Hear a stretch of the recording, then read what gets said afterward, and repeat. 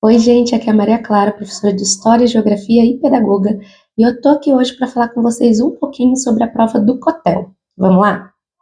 Bem, para quem não sabe, o COTEL ele é o Colégio Técnico de Lorena, integrado, à Escola de Engenharia de Lorena da USP. Os alunos que procuram o COTEL, eles procuram fazer um ensino médio integrado ao técnico de Química, com duração aí dos 3 anos, tá bem?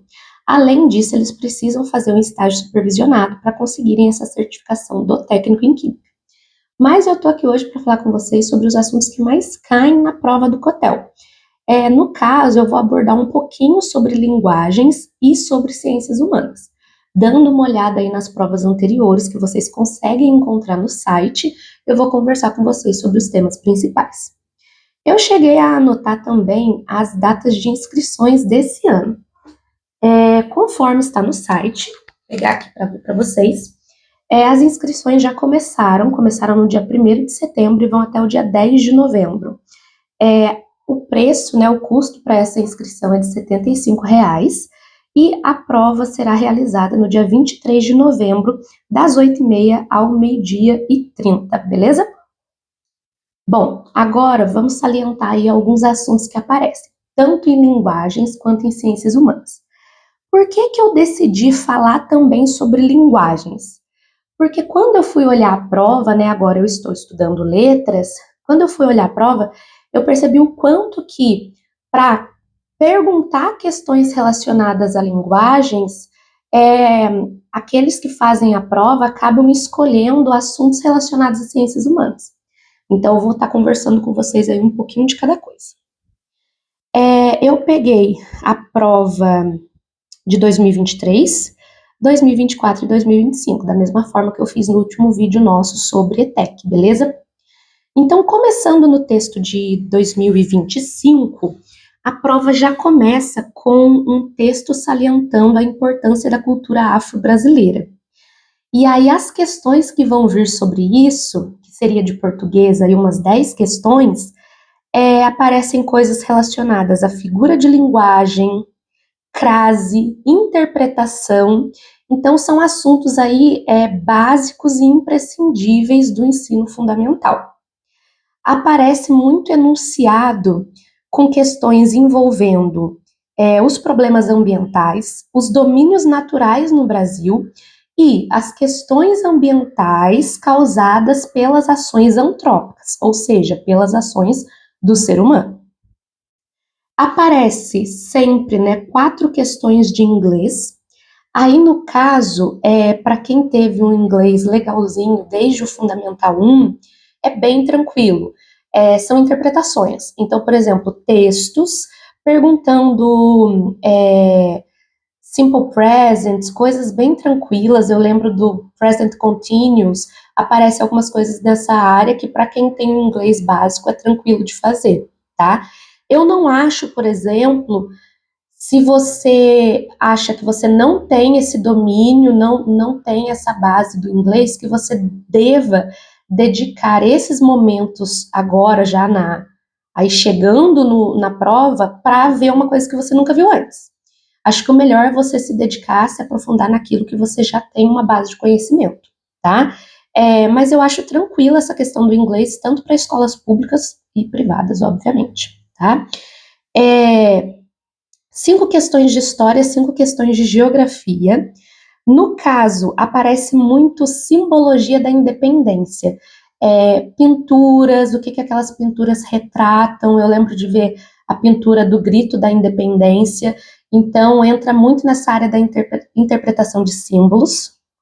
Economia cafeeira cai também, quase que em todas as provas que eu vi aparece uma parte da economia do Brasil. Então, estudar os ciclos da economia brasileira, é um assunto bem interessante. Primeira e segunda Revolução Industrial, se a gente parar para pensar, tem tudo a ver, com as questões ambientais, o processo da Revolução Industrial, então cai bastante também. Eu lembro de uma questão de absolutismo que apareceu. Sobre geografia, eu acredito que o assunto seja muito mais voltado a sexto e sétimo. Por quê? Aparece coisas como fuso horário, coordenadas geográficas e projeções cartográficas. Isso, dentro do currículo, entra mais sexto e sétimo ano. mas vale aí, então, uma revisão sobre esses assuntos. Ainda mais aquelas pessoas de humanas que acabam não gostando dessa área, né, de escala, projeção cartográfica, fuso horário, dentro de geografia. Blocos econômicos também aparecem, entrando aí numa geografia contemporânea. Eu vi perguntas no lado de língua portuguesa, como, por exemplo, uma frase e você tem que trazer para a linguagem culta da língua portuguesa, né? Então, para a língua culta. Pinturas aparecem mais de uma vez, a simbologia daquela pintura. Segunda Guerra, eu lembro de ver em duas provas, agora eu já estou misturando, 23, 24 e 25. Pearl Harbor, então o ataque japonês a Pearl Harbor, né, que faz com que os Estados Unidos entrem na Segunda Guerra. Então, um ponto crucial aí são esses momentos principais de Primeira e Segunda Guerra aparecem. Aparece mais Segunda Guerra do que Primeira Guerra. Era Vargas, Brasil, aparece bastante, e eu lembro de ver uma questão, pelo menos, sobre o Estado Novo de Era Vargas. Monarquia brasileira, primeiro e segundo reinado, tá? Então, por exemplo, ações, né, dos reinados, pontos cruciais aparecem bastante. A Constituinte de 1988, então trazendo para a atualidade. Eu já falei sobre escala, né, em geografia, aparece também o termo da globalização, vale a pena estudar, porque pode aparecer tanto em linguagens quanto em ciências humanas. Aí eu acabei vendo na de 2024 e 2025, em geografia, um pouco mais de geografia física, como formação do relevo. Eu vi duas questões, no mínimo, de formação do relevo. El Niño e Laninha, tá? Importância dos recursos hídricos no Brasil e no mundo. E eu acho que aqui vale, né, estudar, por exemplo, o termo água virtual, tá? Vale estudar a questão da água, o ciclo da água. Eu acho que até para ciências da natureza isso pode ser importante. Primeira República no Brasil. Já falei de Primeira e Segunda Guerra. Aparece muito brevemente Guerra Fria. E aí pode ser tanto para geografia quanto para história, tá? Eu traria para vocês a ideia de estudar os biomas brasileiros, as regiões do Brasil, a força da economia de cada região do Brasil e a ocupação, assim como eu falei na prova da ETEC, tá? Formação de relevo aparece tanto em 2024 quanto em 2025. Aparece muito nos textos, tá, de linguagens e ciências humanas, tem bastante texto, tá? Então a prova já começa com muitos textos. Acho legal para quem vai fazer esse estudo, para quem quer fazer essa prova, baixar a prova e fazer em casa, né? Começa fazendo cada dia uma área, né, de conhecimento, e depois você tire algum dia para você sentar e fazer a prova. Porque uma coisa que nós professores falamos muito sobre uma prova, seja de vestibulinho ou vestibular, é você ter ali a paciência, o cuidado, né, de fazer aquela prova no tempo que lhe é dado, tá? Então, assim, acaba sendo uma prova também de resistência. Às vezes você sabe o conteúdo, mas você está cansado, né? Você está impaciente, muito comum hoje das gerações com muito tempo de tela e tudo mais. Então, vale a pena você treinar em casa, ainda mais que tem as provas aí para baixar. Vou tentar deixar, se não na descrição desse vídeo, nos comentários as provas que eu utilizei, tá?